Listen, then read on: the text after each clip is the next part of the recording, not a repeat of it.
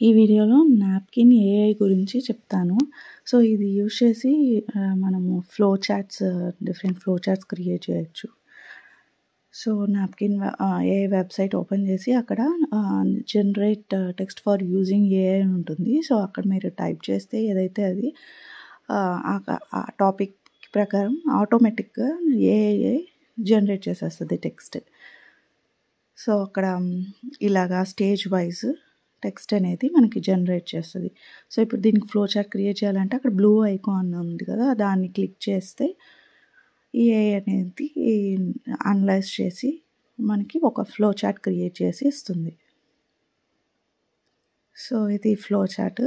So, ఇందులో మనము styles మార్చుకోవచ్చు. ఇక్కడ సైడ్ ఉంటుంది. సెలెక్ట్ చేసుకుంటే దాన్ని బట్టి మనకి 4-5 డిఫరెంట్ స్టైల్స్ ఉంటాయి. సో, అవి ఆ టెంప్లెట్ క్లిక్ చేస్తే దానికి తగ్గట్టు మారిపోతుంది. సో, మనం సైజ్ ఇంక్రీజ్ చేసుకోవచ్చు, డిక్రీజ్ చేసుకోవచ్చు. అక్కడ లెటర్స్ రాసిన ఫాంట్ సైజ్ కానీ, ఫాంట్ కలర్స్ కానీ అవన్నీ మార్చుకోవచ్చు, చేంజ్ చేసుకోవచ్చు.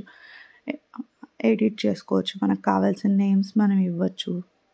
సో, ఇమేజ్ కూడా మనము రీప్లేస్ చేసుకోవచ్చు.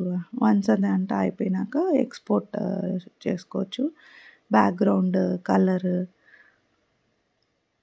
సో, ఇవన్నీ కలర్ థీమ్, డార్కా, లైటా ఇంకా డిఫరెంట్ ఫార్మాట్స్‌లో డౌన్లోడ్ చేసుకోవచ్చు. పీఎన్‌జీ, స్విజీ, పీపీటీ ఇవన్నీ ఫార్మాట్‌లో డౌన్లోడ్ చేసుకొని మనం యూజ్ చేసుకోవచ్చు.